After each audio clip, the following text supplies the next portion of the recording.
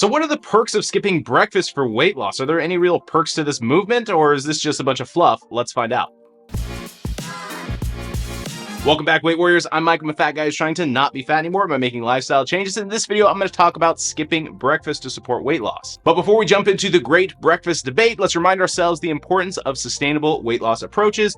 If you've been watching my videos for any sort of time, you know that I'm all about trying to create the best plan that you can stick to over a long period of time without feeling restricted or deprived. And as much fun as it sounds to lose a whole bunch of weight really quick, it's not the most sustainable way to go about it. In fact, you're more likely to put the weight back on if you do actually have this quick drop. Again, it's finding a method that you can maintain and do for the long run, meaning like, the rest of your life. So think about it this way. If you lose a bunch of weight really quickly, it'll provide you this immediate gratification. You'll feel great, but it comes at a cost. Those extreme diets and super strict plans are hard to stick to. And again, for the long haul, they're more likely you're going to fall off, feel like a failure, and then, snowball and possibly binge eat and bad stuff. That's because they make you feel deprived and really mess up your nutrition and metabolism along the way, which make it even more likely that you're going to regain the weight once you actually stop this aggressive diet or whatever you're trying to do. Again, the key to achieving lasting results is finding a weight loss approach that suits your lifestyle, preferences, and goals. It's about creating sustainable methods that you can stick to for the long run, and we hope that we can lose fat and, more importantly, keep it off by doing this. So with that said, we're talking about breakfast. Like I said, breakfast has long been hailed as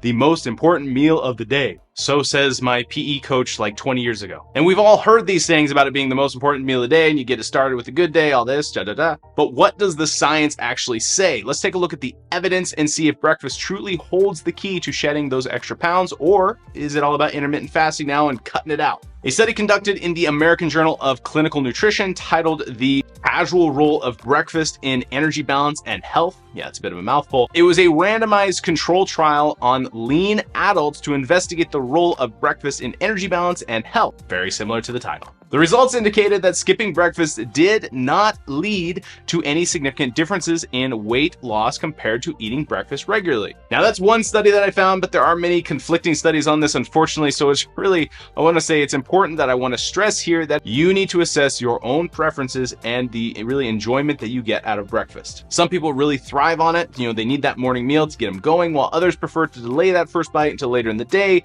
I say listen to your body and do what feels right for you based on your goals. And if you're listening to your body, it's also probably telling you to hit the like and subscribe button to Weight Warriors. No, but really, if you're enjoying this video so far, please do that. It helps us make a bigger impact. We're all about helping other weight warriors like you try to make a difference and improve your health. So if you want to do that, help us, help you, help everybody, like and subscribe. Regardless of breakfast habits, weight loss ultimately boils down to maintaining a calorie deficit. The old rules of thermodynamics still are true, and so calories in, calories out is accurate. So whether you choose to eat breakfast or not, it's the overall balance of calories that determines your progress. And that doesn't mean you can just slash your calories to the bone and lose a bunch of weight. It needs to be done a moderate calorie deficit, and it needs to be done over a long period of time, like I discussed. Because you can't just drop, a ton of weight really quick. It's about balance. Balance is a key to success. It's not about completely excluding or obsessively forcing yourself to eat breakfast or not eat breakfast.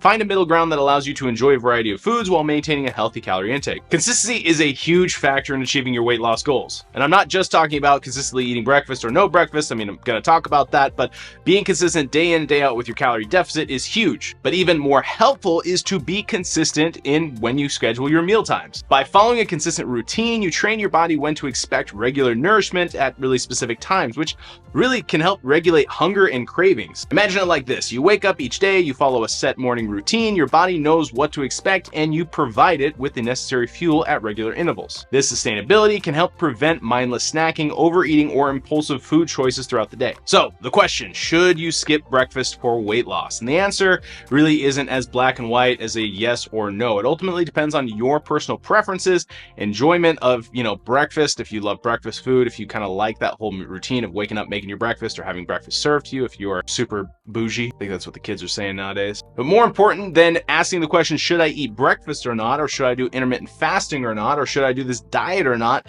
is the overall calorie balance. That calorie deficit is going to get you to lose the fat that's on your frame, because your body's going to have to transition from using the energy that you've eaten through food to use the energy that you ate a long time ago, which is fat on your frame. So whether you're eating breakfast or not, choose an approach that works for you, that you enjoy, that is satisfying and sustainable for you for the long term. My personal take, I don't usually like breakfast. It's not, I just like to get up and get going with my day. I don't like the time that it takes to either make oatmeal or eggs or whatever.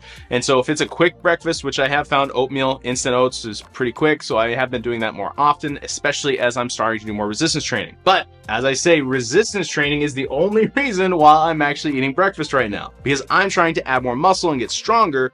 So I need to get more calories in before I go to work out, because if I don't, then I have a pretty bad workout. But if it wasn't for working out, I wouldn't eat breakfast. I haven't eaten breakfast for most of my life, I feel like, or at least not most of my adult life. I prefer to eat it around noon. But as I'm working out, I'm eating breakfast now, joining that train, but also proving that, again, it's not about whether you eat breakfast or not, it's about that calorie deficit. So get that calorie deficit and get it done when it comes to weight loss.